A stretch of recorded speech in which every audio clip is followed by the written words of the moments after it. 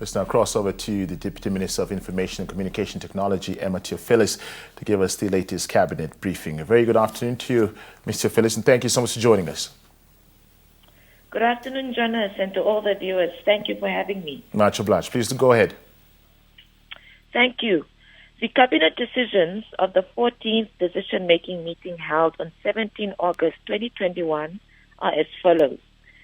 Cabinet took note of the update report of the established clusters of a special cabinet to augment the efforts of the existing pillars of the National COVID-19 Preparedness and Response Team. Cabinet took note of the progress made in the proposed expansion and improvement of physical space and beds in health facilities. In the Commerce region, Phase 1 of the Katutura TB ward extension of 98 beds commenced on 2nd July, and the request for restrictive bidding was approved by the Ministry of Finance. And secondly, the conversion of the Katutura Nurses Hall into a 40-bed ward. The site was handed over to the contractor on 19 July, and civil work was completed on 9th August 2021. In the Oshana region, at Oshakati, a 40-bed tented ward has commenced, and in Ochivarongo, Andara, Okahanja, and Karasburg hospitals, notification of ward from Procurement Secretariat has been received and preparing for contract signing and site handover. Cabinet took note of the progress made in the provision of additional mortuary space, including refrigerated containers provided to Windhoek Central Hospital, Marienthal, Okahanja, Walvish Bay, Ochiwarongo, Otapi, Onanjokwe, and Kobabas.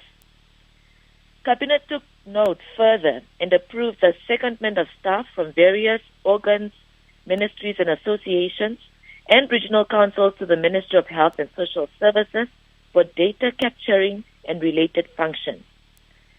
Second, Cabinet took note of the current COVID-19 statistics and data and directed the epidemiology dashboard cluster to continue the collection, analysis and safeguarding of COVID-19 data on a daily basis.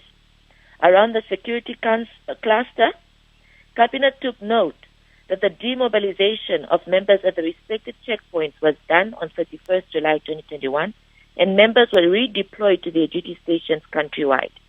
And Cabinet also took note that security patrols and awareness campaigns are hampered by a lack of transportation.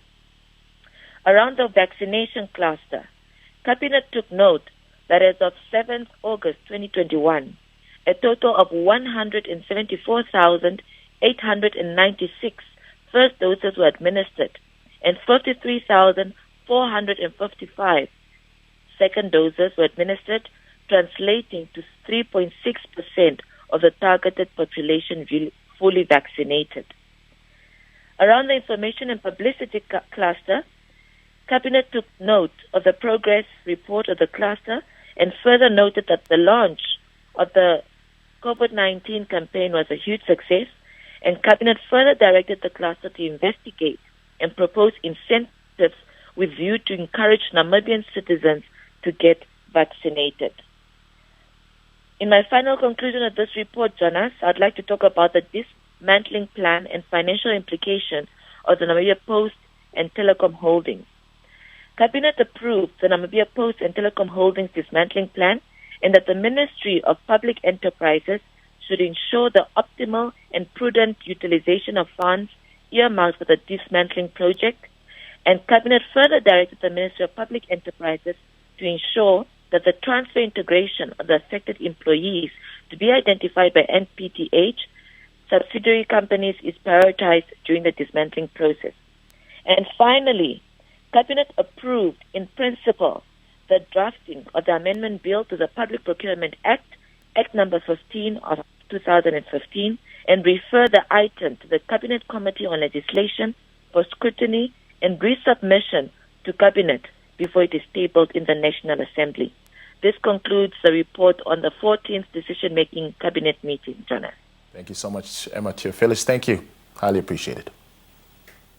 That was the Deputy Minister of Information and Communication Technology, Theofilus, giving us the latest cabinet briefing.